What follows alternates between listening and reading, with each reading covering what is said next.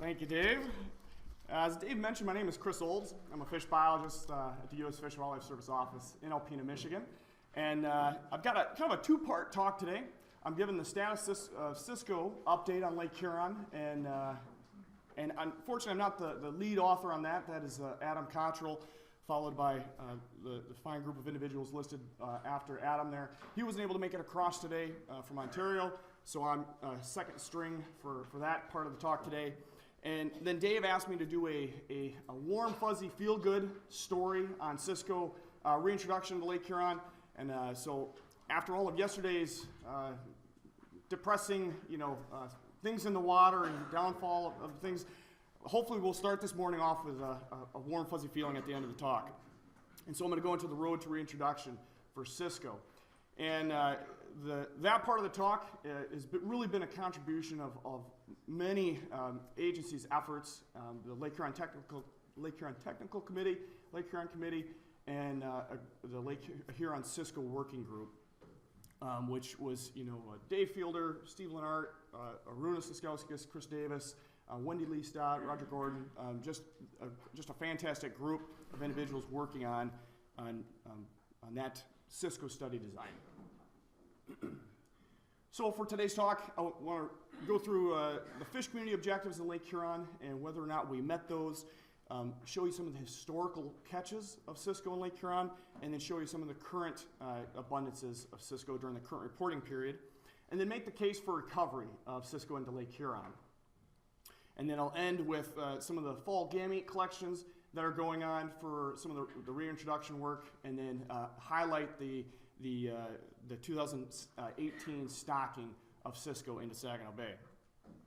So we'll start out with the fish community objectives for Lake Huron.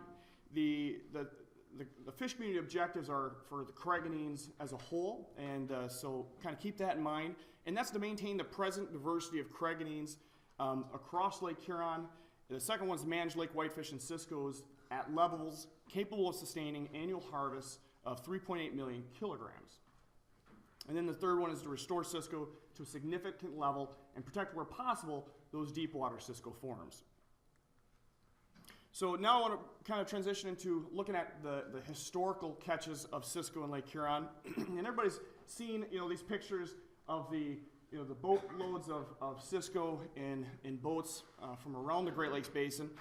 And so if you look at the early 1900s at the mid 1940s, Cisco were a very dominant species in the lake, very commercially harvested at quite often through all of Lake Huron. And then about the mid 1940s, they declined to extremely low levels. And it's not quite zero. They averaged about 44,000 pounds a year for about the last 40 years, but still really, really low.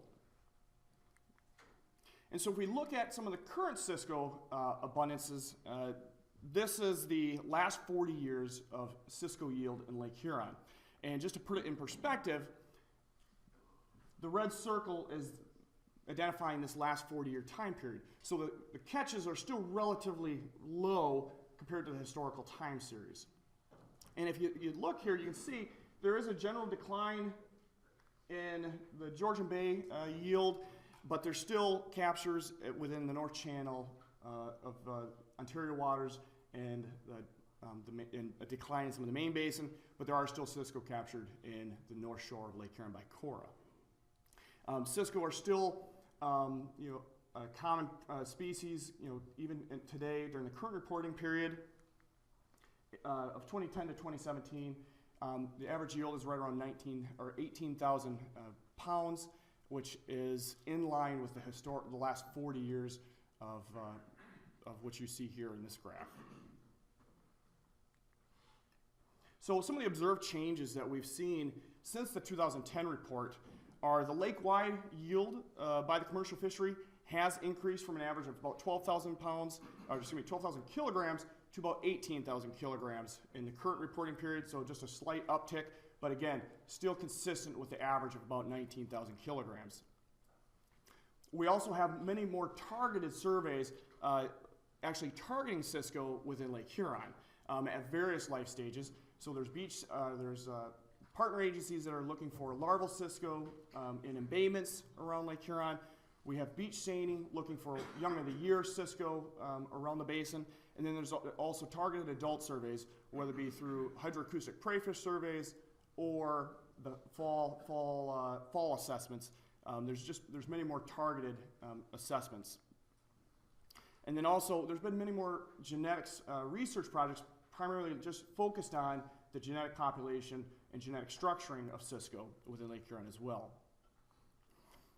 Also in the current reporting period, we have a lot of great research activities going on. And we have a cisco telemetry study that's looking at habitat use and movement from nearshore to offshore. That's currently underway in northern Lake Huron around the Lake Islands, and I'll show you in a moment where that is at. There's genetics work also ongoing, looking at diversity among not just Lake Huron cisco species, but the Great Lakes as a whole. And then there's the last one there is there's form-function linkages between cragganines as a group, looking at trophic position, diet, morphology, and the genetics of cisco, or cragganines rather. So some of the conclusions from the current State of the Lake report: the harvest objective is unlikely to be met under the current conditions, and again, this is to manage, this is the fish community objective to manage lake whitefish and ciscos at levels capable of sustaining annual harvests of 3.8 million kilograms. Again, that's a combined whitefish cisco harvest, and I don't want to get too far into that with Aaron's talk on lake whitefish next. And then the second one is there's limited distribution of cisco and an absence of cisco in Saginaw Bay. So for that third fish community objective of restoring cisco to a significant level and protect where possible those deep water ciscos, this is where the reintroduction effort into Saginaw Bay is really going to be important if some of those commercial yields in Lake Huron are to be met. So now I want to transition into the case for Lake Huron and why now is the time for cisco recovery in Lake Huron and why it is hopefully going to be a very successful program. So cisco can provide for a commercial and recreational fishery. As I showed you earlier, the commercial yield of cisco in Lake Huron used to be significantly higher than what it is today and in the last 40 years. Predatory fish species in Lake Huron would also benefit from having an additional prey source. In the past prey base, as we saw from Steve Riley's talk yesterday, the prey base was rich in thiomanase, and with the decline of alewife, cisco do not have the thiomanase, so that would also benefit some of the predatory fish species. Plus, with cisco growing to a larger body size, that would also promote predator growth as well. And then also, cisco can provide a pelagic buffer for yellow perch in Saginaw Bay as well. And then they differ from other pelagic prey fish because they can help connect that nearshore to offshore food web. And then lastly, as we saw by Dr. Rudstom's talk yesterday, the lower trophic level in Lake Huron, it looks much like Superior. And cisco were thriving there, so the running hypothesis is that cisco would also do well under those current conditions here. And in talking with Dave yesterday, Saginaw Bay is much more productive than the main basin of Lake Huron, so there is hopes that by putting these fish into Saginaw Bay, the food source will be there at the early life stages to help give them that jump start that they need to then be able to recruit and be successful in the coming years. So now we're going to transition into some of the cisco work that's going on in northern Lake Huron, and we're going to start with the fall gamete collections. But I want to start off by just reminding you a little bit of how we got to this point through the study design. And that first part of the study design was we wanted to evaluate the performance of a remnant stock of Lake Huron cisco from a Lake Huron source. And so we've explored some of the populations in northern Lake Huron to see, are the populations large enough for us to be able to go in and collect gametes year after year, and how is this form of cisco in Lake Huron going to perform in Lake Huron? And then we also had an annual target of 1 million fingerlings each year for 10 years to be stocked into Lake Huron at a spring and a fall life stage. And we've currently completed the fall stage. We may not be able to do the spring fingerling stage this year because we had construction work going on in the hatchery, some improvements, and so we may not be able to evaluate the relative performance of a spring stage this year, but hopefully by 2020, we'll be able to do that. And then also, all cisco that are stocked in Lake Huron will have an OTC mark. Spring fish will have a single mark, whereas the fall fish will have that double mark.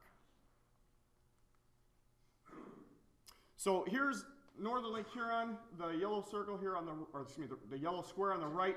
That is our sampling area on Drummond Island where we collect gametes. This year we collected it right here in Whitney Bay. The yellow square on the left, that is the Lachino Islands in northern Lake Huron. And the three circles here indicate areas where we've collected gametes as well in 2018. So that just gives you kind of a general idea of where these fish are being collected. So in 2018, we encountered fish actively spawning about a week earlier than normal. And so that was nice. It was good for us because we were able to conclude our operations by November 13th, where we collected over 100 pairs of cisco, and a majority of those came from Whitney Bay. Targets for this year were met for both broodstock and our production needs. And Whitney Bay this year was only supposed to be a reconnaissance site, but the situation dictated that we needed to go ahead and begin collecting gametes from that area because we were collecting such large numbers of ripe and running fish, and it just proved to be just a fantastic source. Because we completed our work a little bit early, we were able to do a little bit of exploring in the western Lachino Islands. So the yellow square there on the right, that is the eastern Lachino Islands, and we were able to come over here to the western Lachino Islands and do a little bit of exploring. And we were able to identify another aggregation of cisco there that we're able to also utilize for future gamete collections. Also this past year, we assisted USGS with collecting fish for the telemetry study. Those fish we collected using electrofishing. It didn't harm the fish. It was much less stressful, and they were able to successfully tag 25 fish, and there'll be more results coming on that here shortly, or in the this coming spring. Also, this past fall, we also collected other ancillary project information and collaborated with other partners around Lake Huron. We had some ongoing genomics work, so we collected some individuals for that. And then there was also work by partners looking at some other studies, so we provided fish and gametes for those as well. Just to give you a little information on the hatchery production side of things, so we've collected gametes in 2016, 2017, and 2018. We have two brood cohorts currently on the station. We have one in isolation at the Genoa National Fish Hatchery, and one back that's already been moved to Jordan River National Fish Hatchery in northern Michigan here. We have production animals that are currently being reared from 2018 at Jordan River National Fish Hatchery as well.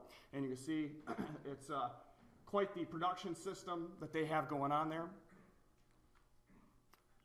So in 2017, we collected roughly 1.5 million eggs to be reared for Lake Huron. And then this past fall in 2018, we collected just over 2 million eggs. So now to transition into some of the stocking work that occurred this last fall. So the first stocking event was we stocked roughly 1.1 million fingerlings into Saginaw Bay. And it's identified this area here in this yellow circle. That occurred between October 12th and the 27th. And cisco that were stocked ranged between about 3 to 4 inches in length. And you know, it's really one thing to collect gametes or collect cisco, collect the gametes and raise them to the production level. It's another thing, and it was a whole new beast to us to now take those fish and then have to get them to the lake. These fish are not like lake trout. They don't crowd like lake trout. They don't haul like lake trout. They don't behave like lake trout. So there was a lot of unknowns of how are these fish going to behave and how are they going to handle the stress of being loaded onto the truck. So there's a little bit of a learning curve there. And the hatchery staff did a tremendous job of figuring all of this out. And so this year we stocked the fish in 2 different ways. We used shore stocking, which is shown here by our largest distribution truck. We've got to be careful where we stock these fish via shore stocking because our largest truck shown here is just over 65,000 pounds. It has 4 1,150-gallon tanks, so it weighs a lot. You can't just pull it into any roadside park and hook the pipes up to dump the fish into the lake. We got to have compact surfaces to be able to dump these fish into the lake. We also wanted to try the use of the Spencer F. Baird, and that is our offshore stocking vessel. That is an added stressor onto the fish. So after we load the fish on the trucks and get them to the lake, we want to see how will they handle being dumped into additional tanks on the Spencer F. Baird, and then handle that additional 3.5-hour boat ride out to the stocking site. And how would they handle that? Short answer is they did amazingly well. So just to highlight a little bit of the shore stocking, we wanted to evaluate the use of the Spencer F. Baird for our offshore stocking of these fall fingerlings. Overall mortality was very low. There was no evidence that the operations of using the Baird imparted any additional mortality on this life stage, and we assessed this by meeting the vessel offshore, and some Cisco were transferred to us in buckets, and we were able to put those fish in a net pen and monitor the relative mortality or their survival 14 hours post-stocking. And they just did incredibly well, much better than we had anticipated. And then with shore stocking, that had its own challenges as well. As I mentioned, we had we had to find a site that we could park the trucks near the water to get these fish into the lake. But then on top of that, if you stocked the fish too early before dusk, you had bird predation. In the fall, you had migrating flocks of cormorants and other birds, so we had to adjust for that. But then on the flip side, if we stocked too late after dark, the headlights from trucks, the porch lights of houses, or your own headlamp that was on your head attracted the fish back into the beach. And so, again, there's a fine line there of getting these fish in the water and helping them have the most success of getting offshore into some deeper water and where they want to be. The other interesting thing about the shore stocking was it was a local attraction. It was amazing how people knew we were coming before we even got there. And this really is a testament to all the partner agencies communicating the efforts that were going into this project. Before the trucks showed up on the first night, we had our normal pickup trucks down there, and we were parked on the side of the road, getting ready to see these fish get stocked into the lake. And it was literally vehicle after vehicle after vehicle pulling in, just coming to talk to us. Oh, hey, you guys stocking the Cisco? Yeah. How'd you know? Oh, we know all about it. And they really did. And what was really great was they were very supportive of the effort and of the work that was going into it, and had a lot of fantastic questions. And so each night, the crowd of people grew, and it was really exciting to see. And overall, it was a very successful year, a very successful fall. So that was the shore stocking of the Cisco. And again, those fish were evenly split, and we did do a relative survival of these fish in the net pen to see how they survived relative to the offshore stocking vessel. And again, it was just extremely low mortality. We already have some post-stocking success to report. Days after the fish were stocked, we had a commercial bait seiner that was doing some seining work down by Point Lookout, so just to the south, a handful of miles. He had picked up some of the Cisco in his beach seines that he was collecting for emerald shiners, and then again there was some more Cisco captured in the beach seine by Tawas, so probably closer to about 10 miles into the north. And again, the Cisco were swimming around with emerald shiners. So those were just days after stocking. So it's very, very encouraging. And by hopefully this coming fall, we'll have some more positive news to report on the Cisco reintroduction into Saginaw Bay. With that, I want to acknowledge the Federal Hatchery System for all their contributions and effort in rearing these individuals. Again, to rear these at the production scale was not an easy feat. And then I want to thank the Alpena Fish and Wildlife Conservation staff for giving up their deer season and 1 year their Thanksgiving dinner to help contribute to this project and getting this and seeing this work done. And then, of course, this work would not be possible without the partners, the project partners from the Lake Huron Technical Committee, to really support this work and see it through. So with that, take any questions.